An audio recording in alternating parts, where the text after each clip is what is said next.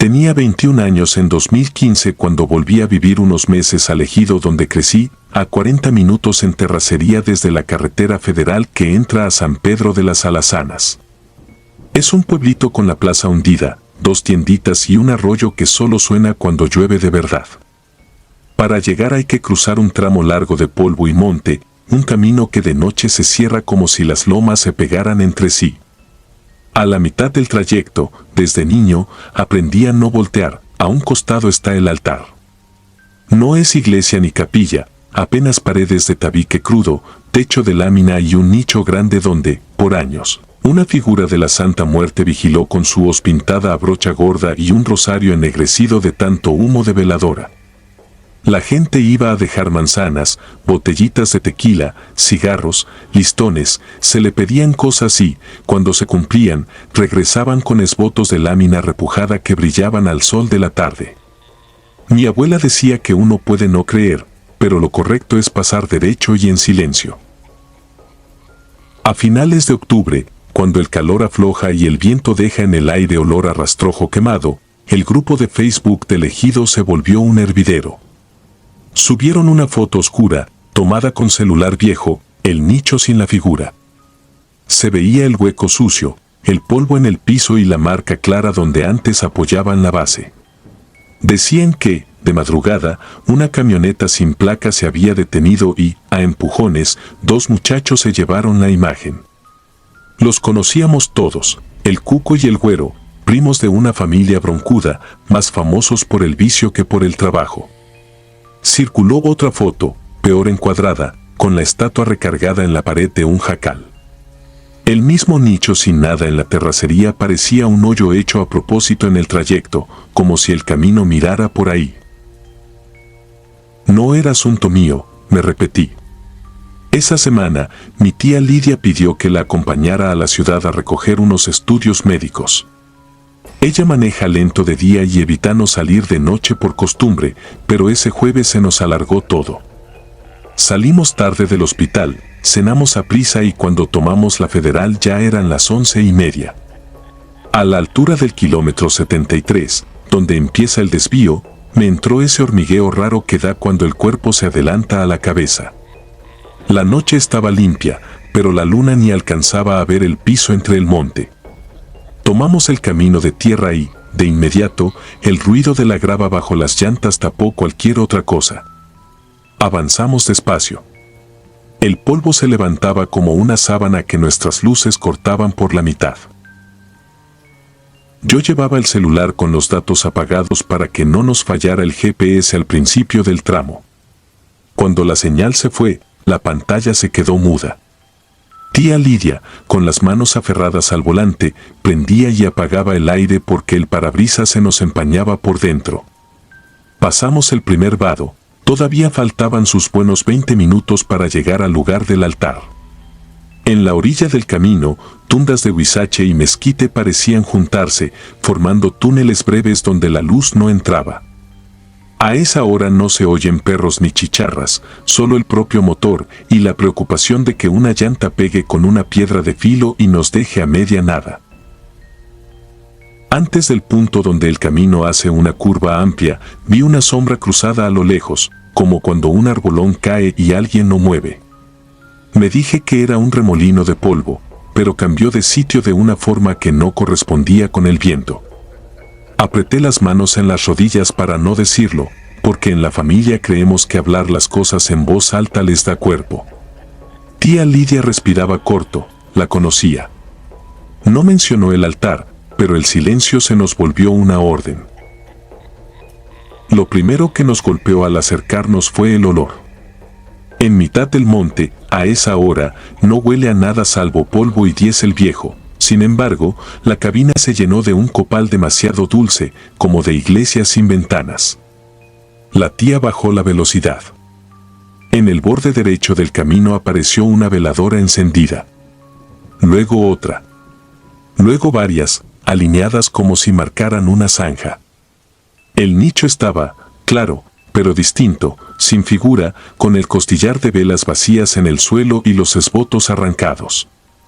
A la luz de los faros vi marcas de huellas que se metían y salían del monte. Era raro ojo de pollo en el polvo, como si hubieran arrastrado algo doliente. No quise voltear más de lo necesario, porque uno aprende que hay miradas que se devuelven. Sin embargo, el rabillo del ojo alcanza para condenar. Junto al nicho, de pie, estaba una persona. No sé si persona, pero ocupaba esa forma. Era alta, demasiado para alguien de por aquí, y la ropa era una tela larga, ni blanca ni negra, sucia de tierra. Lo que me cortó la respiración no fue eso, sino que, por encima del cuello, donde debería ir la cara, había algo liso, del color del polvo recién removido, con una línea que yo primero tomé por sombra y luego comprendí como una mueca sin labios. En el pecho, un montón de listones rojos estaban pegados como si se los hubieran clavado con alfileres. No miraba a la camioneta, se paraba apenas ladeada, y sin embargo mi cuerpo sintió que nos sostenía. La tía apretó el volante y no habló. Yo tragué saliva y me quedé quieto, intentando que mi respiración no empañara el vidrio. La cosa dio un paso, no hacia el camino sino hacia el nicho, como quien regresa a su sitio. O quizá no se movió y fue la noche. Uno pierde la exactitud cuando el miedo le mete ruido a los sentidos. Lo que sé con claridad es la luz, la del faro derecho titiló como si la hubieran soplado. En ese instante se escuchó algo que no era del motor ni de la tierra, un sonido fino, semejante al de un cuchillo arrastrándose por una lámina. No venía de afuera, sino de adentro, muy cerca de mi oído. Pasamos. La camioneta brincó sobre un bache profundo y yo pegué el hombro en la puerta. La tía volvió a prender el aire y el olor a copal se retiró de golpe, como si alguien hubiera cerrado una tapa. Nadie dijo nada en varios minutos. Solo hasta que vimos, por fin, las primeras sombras conocidas del ejido, me di cuenta de que traía los dedos entumidos. Entramos, abrimos el portón, guardamos el vehículo y cada quien se encerró en su cuarto. Yo dejé la ropa tirada y me acosté sin apagar la luz. Cada vez que cerraba los ojos, la línea en ese rostro sin piel se expandía como grieta de barro seco. A las 6 de la mañana, cuando apenas clareaba, alguien tocó la reja de la casa de mi abuela. Era el vecino de la esquina. Traía el teléfono en la mano con la pantalla alumbrándole la quijada. Dijo que, en la Federal, antes del kilómetro 73, había quedado volteada una camioneta sin placas. 4 muchachos venían adentro, 2 salieron despedidos, los otros iban sujetos por el cinturón. Pedían ayuda a los policías para levantar los restos. El grupo de Facebook se llenó de fotos y lamentos. En una de esas imágenes se reconocía el cofre con un golpe seco que lo cortaba en diagonal. Alguien puso los nombres. Yo no los leeré aquí, pero ustedes imaginan quiénes eran. Salí a la calle. El aire de la mañana olía a maíz cocido desde la cocina de enfrente, a tierra recién barrida. La vida no suspende por las tragedias, se ofrece igual. Me fui caminando hacia la tiendita a comprar café. En el trayecto, pasé junto a don Cosme, que desde temprano riega la banqueta. Me dijo que la estatua había vuelto al nicho. Un señor que iba rumbo a la ganadera, pasando por el camino, la vio parada en su sitio cuando aún quedaba humo en el vidrio de las veladoras. Traía, además del rosario, una cinta verde que antes no portaba. Yo me quedé quieto con la bolsa del pan en la mano. Imaginé la forma alta junto al nicho, la ropa sucia, la cara de polvo. Imaginé que a veces las cosas regresan si no se les deja opción. Ese mediodía, el liderazgo del ejido organizó una visita breve al altar para rezar un rosario. Yo no quise ir. No por falta de respeto, sino por prudencia. Lo mío fue otra cosa. Al caer la tarde, agarré la bicicleta y llegué por el camino hasta donde todavía se ve la curva. No crucé el punto, me quedé antes. Me bajé y, con una libra de café en la mochila, caminé al borde hasta encontrar una piedra plana. Ahí dejé el paquete, cerré los ojos y pensé en mis muertos, los que me miran desde lo cotidiano. No supe para quién era el obsequio. No hablé, no pedí, no agradecí. Nada más dejé algo y regresé. Las semanas siguientes bajaron el volumen del chisme. A la estatua la limpiaron y le repintaron la hoz. En el grupo se peleó un rato sobre si era bueno o malo rendirle culto, y pronto volvieron las publicaciones de gallinas perdidas y de tortillas por pedido. Yo, sin embargo, no pude sacarme de encima el tramo. De día lo cruzaba como siempre, con el radio encendido a bajo volumen y el brazo izquierdo colgando de la ventana. De noche me obligaba a tener las dos manos en el volante y cada tanto practicaba un truco, fingía que volvía a sonar aquel raspón de lámina y me repetía que es puramente, que un sonido no puede viajar desde una madrugada hasta otra. El corazón no se deja convencer fácil, pero acepta con los días una rutina. A veces sueño con el kilómetro. No con la cruz blanca de los accidentes ni con los nombres en la hoja del grupo, sino con la sensación de que el camino tiene memoria propia. En el sueño, avanzo en la pickup y reconozco una sombra quieta que se hace a un lado sin moverse. No le veo la cara, pero sé que me observa con paciencia. Cuando despierto, oigo perros a lo lejos, una moto que cruza, algo que golpea una lámina. Me pongo de pie, asomo la cabeza por la ventana y huelo el aire buscando el copal dulzón. Casi siempre no hay nada. No me he vuelto devoto de nada. Sigo cruzando el tramo con la misma enseñanza de mi abuela, pasar derecho y en silencio. Pero, desde aquella noche, una cosa sí hago distinto. Si viajo con alguien y la hora nos agarra encima, antes de llegar al nicho bajo un poco la velocidad y acomodo el espejo para que no refleje lo que no debe. No porque no lo crea, sino porque aprendí que hay miradas que no son para nosotros. Y, en el asiento de atrás, donde esa vez temblé sin decir palabra, traigo siempre una bolsa de café. No sé si sirve, no sé si importa. A mí me deja, por ahora, dormir. Cuando el aire, bajo la llanta, suena a grava nueva, me repito sin voz lo único que, desde esa madrugada, tengo claro: hay caminos que no solo te llevan, también te devuelven. Y algunos, cuando los cruzas de noche, piden que recuerdes quién manda aquí.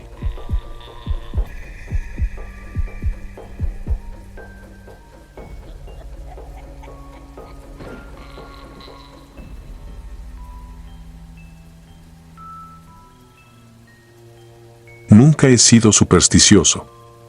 Conozco las horas muertas de la carretera porque soy repartidor desde hace años, y la madrugada siempre me ha parecido un animal manso si se le respetan los colmillos. En diciembre de 2014 me tocó llevar un cargamento de refacciones desde Querétaro hasta Coatzacoalcos, por el corredor industrial que ya me sabía de memoria. El plan era avanzar de noche para evitar el tráfico y llegar antes del amanecer a cargar combustible y café en una Pemex cercana al entronque con la 145D. ¿Era rutina, o eso creí? Salí pasadas las 11 con la caja seca casi vacía de ruidos, salvo el tintineo metálico de unos pernos que olvidé amarrar mejor. A esas horas la autopista era una cinta oscura con su propia respiración. Las líneas blancas regresaban la luz como ojos cansados y, de vez en cuando, algún tráiler solitario imponía su sombra. El aire estaba limpio, se sentía el frío al bajar un poco la ventana y la música apenas se colaba por el estéreo para mantenerme alerta. Me repetí lo de siempre: no orillarme en zonas sin luz, no detenerme si algo parecía fuera de lugar, no confiar en nadie. La experiencia enseña. A la altura del kilómetro 173 el asfalto cambió de tono. Había reparación reciente, la textura rugosa vibraba bajo el volante y el sonido del rodamiento se volvió más grave. Después apareció lo que tomé por un altarcito, una cruz de metal y un ángel de yeso, con flores marchitas y un listón rojo que golpeaba el poste con cada soplo de viento. Llevaba años viendo esos recordatorios y siempre me obligaban a levantar el pie del acelerador por respeto. Pasé con la mirada breve.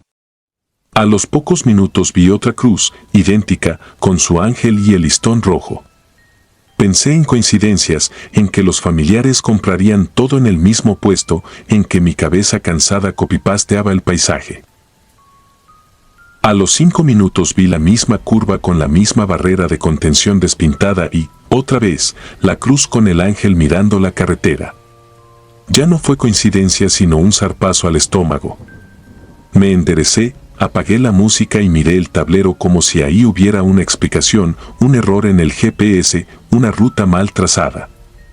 No había señal. El mapa había quedado congelado en un tramo anterior y el icono del camión parecía clavado en un lago de color azul oscuro. A la derecha, el monte se cerraba en manchas negras, a la izquierda, la barranca desaparecía en un hueco sin fondo. No frené, aceleré un poco, como si la velocidad pudiera quebrar aquella repetición ridícula. El aire dentro de la cabina se volvió denso. El tintineo de los pernos cambió a un golpeteo irregular, como si alguien tocara desde dentro de la caja. Pensé en metal suelto, en vibraciones, en la física simple, y seguí. El odómetro marcó los mismos minutos que antes, las mismas líneas discontinuas, el mismo anuncio verde con letras reflejantes y, a continuación, la misma cruz. El listón rojo golpeó 2 veces y se quedó quieto. No había tráfico. Ni un tráiler, ni un coche, ni una estela de faros a lo lejos. Un tramo de autopista en pleno diciembre, a medianoche, sin nadie. Me obligué a razonar con calma. Si era un bucle, debía dejar una marca. Encendí las intermitentes, me orillé lo justo sin meterme a la grava y apagué el motor. El silencio fue una cosa viva, una masa que se asentó en mi pecho. Abrí la puerta y el frío me mordió las orejas. Caminé hasta la barrera y, con un plumón que llevaba en la guantera, dibujé una marca negra en el poste donde azotaba el listón. También dejé una moneda de 1 peso, la dejé al ras del concreto, como prueba. El ángel de yeso tenía una cuarteadura en el cuello y una mancha oscura en el ojo izquierdo. Noté eso sin querer fijarme demasiado. Volví a la cabina, encendí y avancé. Me repetí que, si la marca aparecía de nuevo, me saldría de la autopista en cuanto viera un retorno, cualquier salida. El velocímetro subió con suavidad, el motor cantó su nota acostumbrada. El camino pareció distinto durante unos minutos, como si los reflectores me ofrecieran otra secuencia, otra coreografía. Luego vino la curva, el guardarraíl despintado, el poste. Y la marca negra del plumón recién trazada, húmeda a la luz de los faros. La moneda ya no estaba donde la dejé. Un frío nuevo me bajó desde la nuca. No era el viento. Era la certeza de estar metido en algo que no comprendía. Pensé en dar vuelta en U, pero el carril contrario era un tragaluz de sombras. Pensé en llamar a alguien, pero el teléfono seguía muerto. Pensé en dormir un rato dentro de la cabina, pero la idea de cerrar los ojos me pareció peor que cualquier otra cosa. Seguí. El golpe en la caja se volvió más claro, como si desde atrás arrastraran un costal.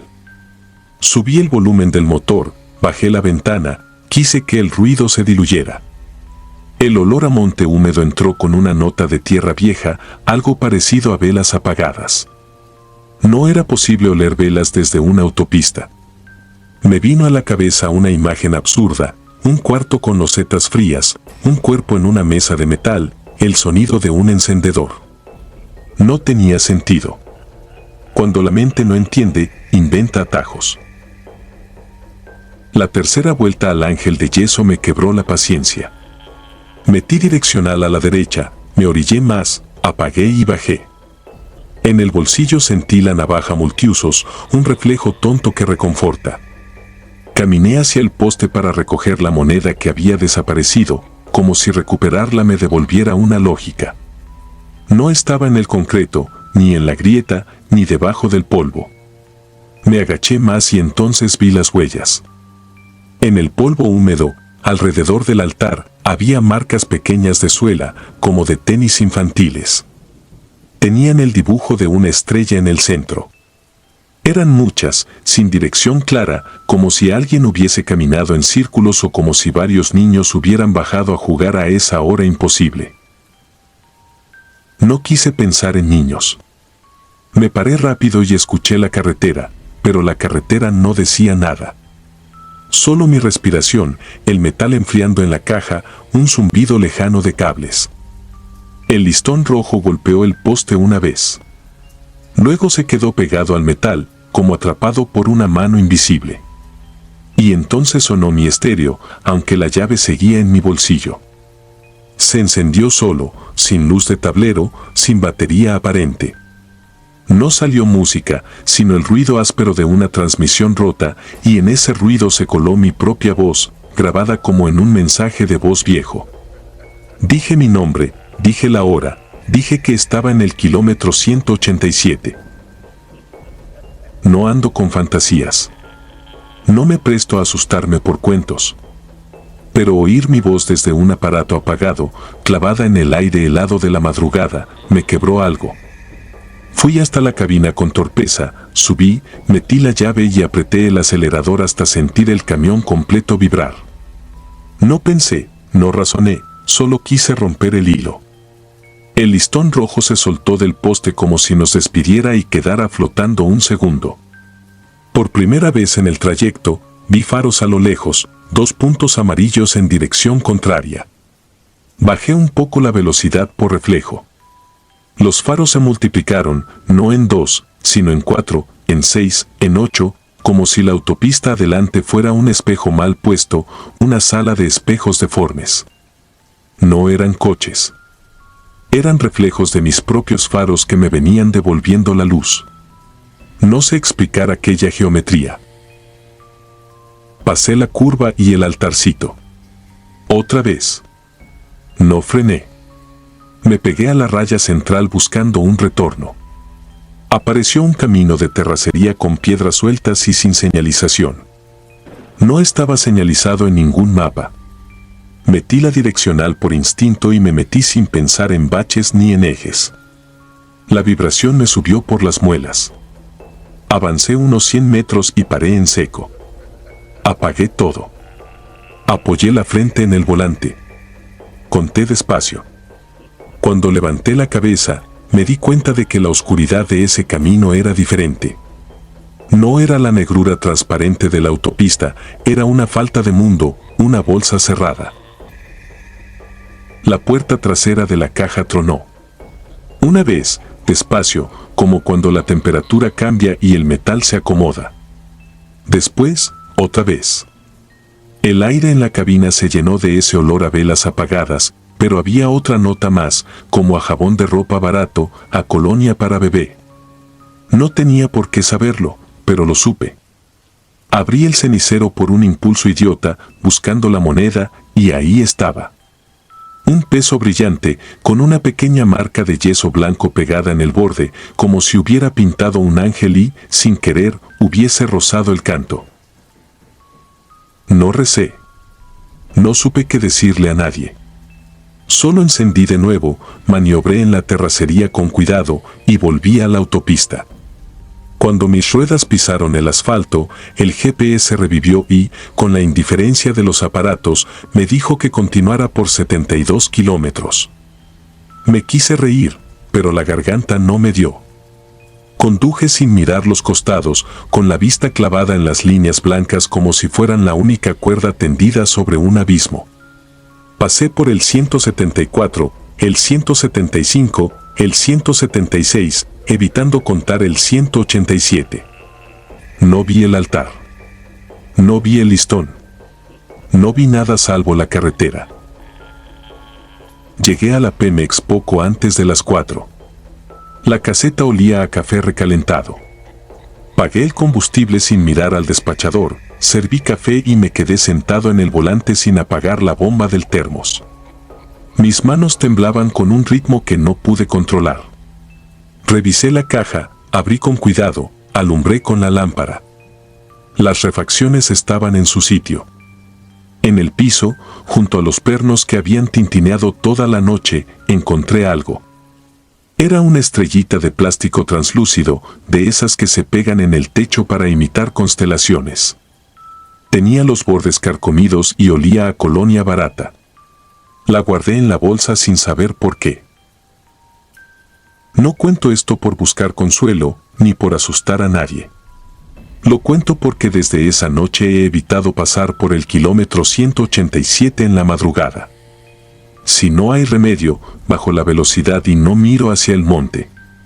A veces, en rojo, me parece ver un listón que golpea un poste a la distancia. A veces, en la parte baja de la puerta, escucho el golpecito de una moneda que no acabo de recordar si dejé en el cenicero. Y a veces, cuando apago el camión y la cabina se queda sin luces, el estéreo suelta un chasquido. Es breve, casi un suspiro. Mi voz no vuelve a salir. Pero siento que podría hacerlo cualquier noche si me tardo un segundo de más en respirar. Cada diciembre, cuando la carretera se vacía y el frío muerde los bordes del parabrisas, pienso en las huellas pequeñas dibujadas alrededor del altar y en ese olor a velas apagadas que no tiene por qué colarse en un motor diésel. Pienso en la terracería que no lleva a ninguna parte y en la manera en que la autopista, de tanto repetirse, se puede doblar sobre sí misma como una hoja fina. Y, aunque jure que no creo en fantasmas, me sorprendo dejando una estrellita de plástico en el compartimiento de la puerta, por si alguien, algún niño que no conozco, necesita que un pedazo de cielo lo acompañe hasta su casa. Suscribirte y darle like ayuda mucho a este canal. Si ya has escuchado mi contenido antes, te ha gustado y estás disfrutando lo que escuchas en este sector, te agradeceré que presiones el botón de suscribirse. Sin más interrupciones, continuamos.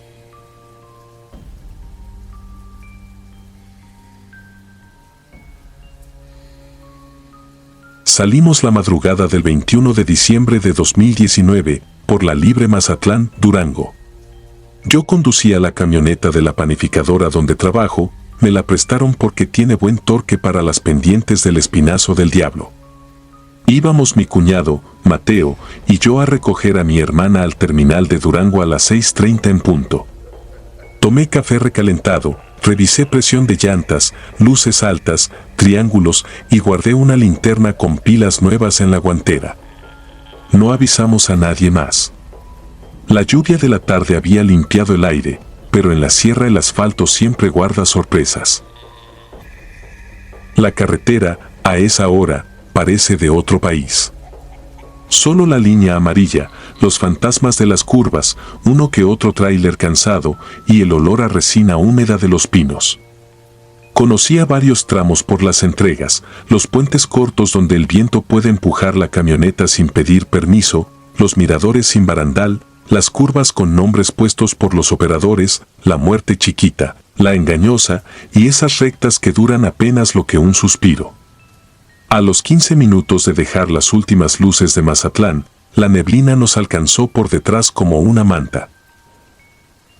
Puse en el radio un programa nocturno de crimen real. Las voces iban y venían con estática, como si cruzaran el barranco con los pies colgando. Mateo cabeceaba, pero no dormía del todo.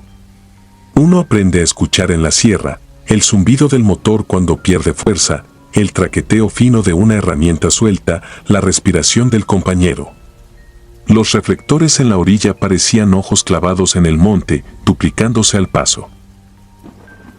Entre los kilómetros 160 y 170 el pavimento cambia de tono, lo he notado muchas veces. No sé si es por el material o por la sombra de los cedros. Ahí fue. Primero apareció un cono naranja acostado, luego otro con la franja blanca ya casi borrada, y luego nada, solo una mancha oscura que atravesaba el carril como si alguien hubiera derramado aceite espeso. Reduje la marcha. La neblina tragaba las luces cortas, probé las altas y la pared blanca se volvió más sólida todavía. Fue Mateo quien se enderezó, con la mano en el tablero como si buscara freno que no estaba de su lado. No gritó. No hizo falta. La mancha no era aceite. A la izquierda, la cuneta parecía un canal de riego lleno de algo que no movía el agua. El primer golpe fue la pestilencia. No era a muerte normal, no era a animal atropellado con días. Era fresco, con ese filo metálico en la nariz que recuerda a monedas y a sangre caliente. Apreté el volante y la goma crujió sobre fibras que no eran maleza. Bajé aún más la velocidad hasta quedar en primera. El limpiaparabrisas arrastró un hilo grasoso que no había estado ahí un segundo antes, como si hubiéramos cortado una cuerda invisible tendida en el aire. Vi patas. No juntas como las de una res, sino arrancadas a la altura de las coyunturas, amontonadas en forma de abanico sobre la raya amarilla. Había pezuñas que aún conservaban tierra seca entre las hendiduras, cabezas sin lengua con ojos enturbiados recargadas como conos. Todo estaba dispuesto con una especie de cuidado retorcido, dejando pasillos estrechos entre montones, como si alguien supiera que los conductores buscaríamos entreverarnos sin detenernos. No era un accidente. Eso lo entendí sin necesidad de que nadie me lo dijera. A la derecha, el monte se abre en una franja de pasto alto y más adentro hay pinos jóvenes clavados con estacas. Fue ahí donde mis luces cortas encontraron los ojos. No eran reflejos de animal común. Los reflejos de perro, de coyote, te regresan 2 puntos, 2 alambres. Aquellos eran discos planos, sin párpado, como tapas de frascos de medicina, y parecían resistir la luz en lugar de devolverla. Estaban a la altura del cofre, a 2 metros de la cuneta. Me quedé fijo un instante que sentí eterno. Vi también el contorno del cuerpo, demasiado largo, con un lomo hundido por costillas contadas una por una. No era erguido ni tendido. Era algo a mitad, 4 apoyos, pero las extremidades delanteras deformadas, como si hubieran pertenecido a un animal más grande y hubieran sido forzadas a encajar en ese esqueleto. Yo quería frenar del todo, pero el cuerpo sabía mejor que la cabeza. Pasé por encima de un charco de vísceras con la delicadeza torpe de quien pisa un charco en la noche. La llanta trasera patinó un palmo y el volante me mordió las manos. La cosa en el pasto dio un paso hacia adelante, un paso seco, como si no tuviera articulaciones sino ángulos. No corría, no lo necesitaba. Alcancé a distinguir que no tenía pelo, solo una piel ceniza con marcas de lodo seco y una línea oscura donde uno supondría una boca. Aceleré sin mirar el velocímetro. Las curvas venían como agujas. No quise ver los espejos. Noté que la radio se había llenado de un zumbido agudo que subía y bajaba, como señal vieja de marcado telefónico, y por encima, muy arriba, el golpeteo de algo en la batea. No era piedra. Era un golpeteo blando pero insistente, como si una mano mojada tocara insistente para que uno volteara. No volteé. Me concentré en las líneas. Mateo apretaba el borde de su asiento, tenía la mandíbula tan rígida que se oía el rechinar de los dientes. No nos volvimos a detener sino hasta el mirador del 178, donde el aire se abre y puede verse la garganta de la sierra en capas oscuras. Ahí el zumbido del radio se cayó de golpe. Bajé la ventanilla. El olor no estaba ya. Solo frío, hojas mojadas y un vacío que hace sentirse sin cuerpo. Pensé en regresar, marcar a alguien, pero en la sierra la palabra regresar pesa. Avanzamos con los ojos ardiendo, y cuando amaneció detrás de nosotros, el tacto de la luz sobre el parabrisas fue como salir del agua. A las 6:17 estacioné junto al terminal. Mi hermana salió con su mochila y esa alegría de quien dejó los pendientes lejos. No dijimos nada. No era prudencia, era pudor. Comimos algo rápido y nos devolvimos. Ya de día, la carretera tenía otras caras, turistas que subían, cuadrillas de conservación con cascos blancos, una patrulla estacionada con las luces encendidas sin prisa. Me llamó la atención que estuviera justo antes del 168, a la salida de una curva ciega. Paré la camioneta en el acotamiento, intermitentes puestos. No vi animales ni restos, solo manchas aún húmedas que, al sol, parecían de aceite otra vez. 2 agentes de Guardia Nacional se movían de un lado a otro mirando el monte. A unos 8 metros de la orilla, entre el pasto pisado, había un sedán gris claro, con la puerta del conductor abierta y la cajuela abierta también. Sin golpes visibles. Dentro, un celular sin funda, una gorra con el logo de un equipo local, un termo aún con café. Nadie alrededor. Un paramédico que no era de los que yo conozco fumaba junto a la patrulla y no me vio.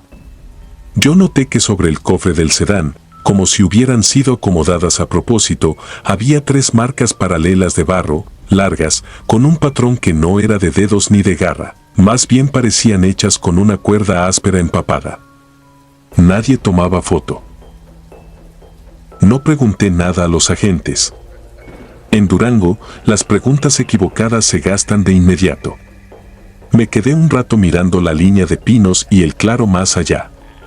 El silencio era extraño a esa hora, sin pájaros, sin chicharras, solo el viento entre las agujas. Pensé que el dueño del sedán estaría acaso escondido, que regresaría caminando de un baño improvisado. Pero no lo hizo. Volvimos al camino. Por la tarde, ya en casa, busqué notas en mi teléfono. Encontré una mención en una página local con redacción floja, vehículo abandonado, conductor no localizado, familiares contactados. Nada más. Seguí con mi vida porque uno tiene que seguir. La camioneta necesitaba lavado, el jabón formó una película nacarada que arrastraba toda la noche en capas. Sin embargo, en la parrilla delantera, atorado detrás de la placa, quedó un mechón corto que no era pelo de res. Era claro, casi blanco, y olía a agua estancada. Lo quité con un palito de brocheta y lo tiré a la basura como si eso fuera suficiente para no cargarlo. La semana siguiente llevé pan a un ejido del lado de El Palmito.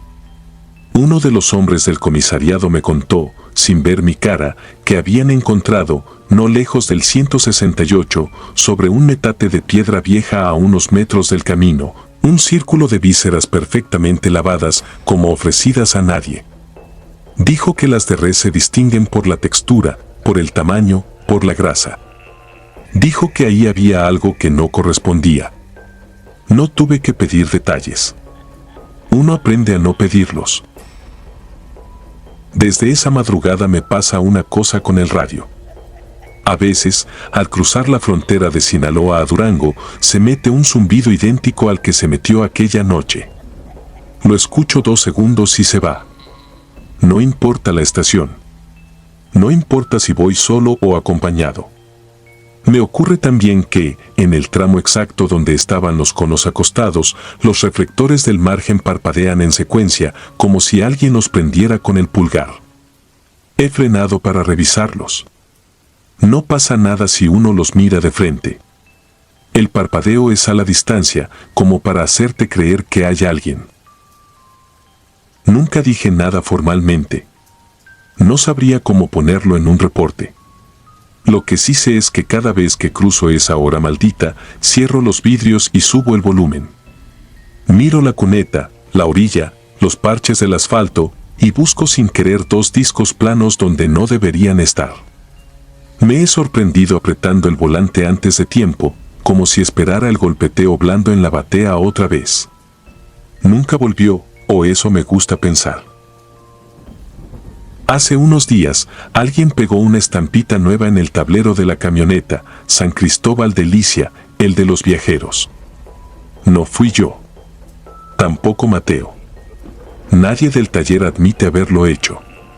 La dejó un desconocido, dijeron, un señor que pasó a comprar un pan a las 5:30, cuando todavía está oscuro y el horno apenas abre la boca. La pegatina brilla en la madrugada con un tono verdoso, tenue, como la luminiscencia de ciertas plantas cuando las alumbras de lado. Pareciera que fueran 2 ojos. Juro que, a veces, parpadea. Y juro también que, cuando parpadea, allá afuera, más allá del borde de la luz de mis faros, el monte le responde.